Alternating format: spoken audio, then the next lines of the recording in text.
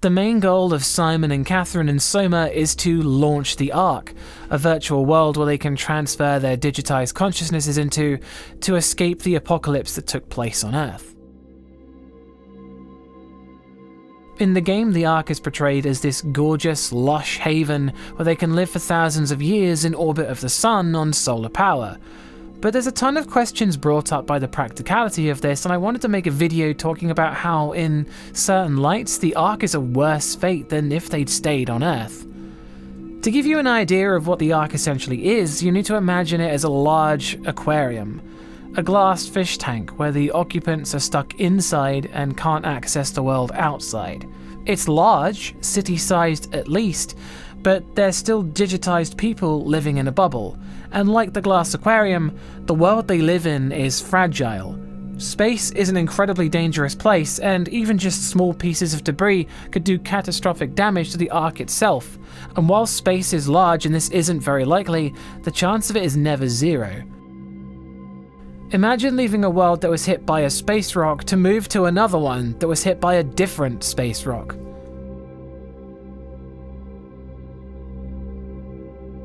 The people inside may even have no way of knowing what's happening outside the aquarium if the glass is one-sided, but even if they can tell what's out there, they can never leave the aquarium to do anything. If a solar panel gets damaged, there's nothing they can do but accept their fate.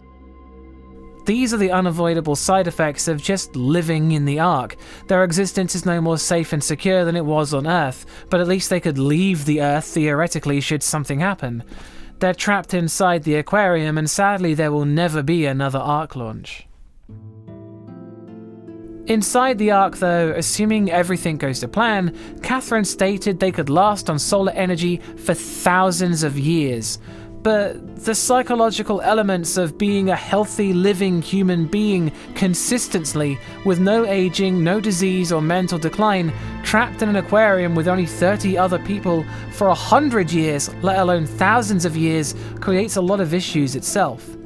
Think hard. Would you want to live for thousands of years? This isn't Earth. You won't be seeing the world. You won't be exploring the stars. You won't be meeting new people. You'll be there on the Ark with the same people day in, day out until your program ceases to exist or the world you're in is destroyed. And there's more philosophical problems the deeper you go. Can the digitized people reproduce? Can they make new people? Can a digitized person create another digitized person?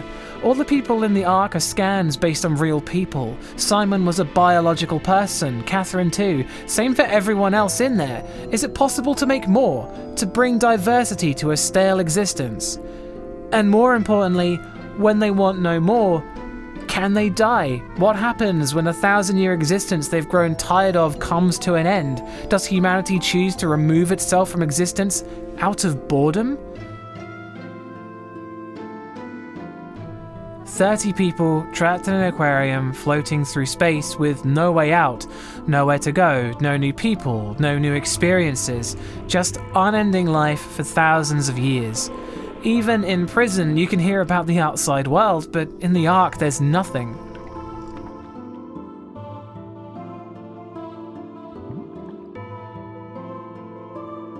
And one last thing. The survey you encounter at the start of the Ark talks about how you feel as a digitized person, and it's there to gauge if you're experiencing some form of dysphoria. And dysphoria of your own type of being is so profoundly wrong that it must feel like their existence becomes unsettling to them.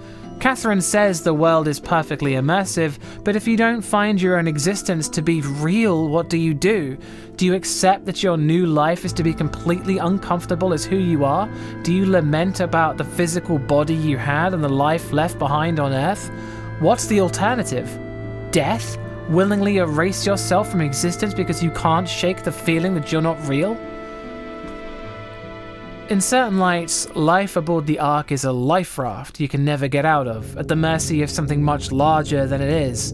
It's a submarine at the bottom of the ocean, but someone's nailed the window shut. Whilst it's bigger than a cramped submarine, you've got 1,000 years left to endure it. That's all I really wanted to talk about. I have a lot of questions, but no real answers. I was thinking about this while playing the game the other day and for Patreon, and I just couldn't shake the realization of how horrifying the Ark really could be. Do any of us want to live for thousands of years? Luckily, we'll never get to find out. Thanks for watching.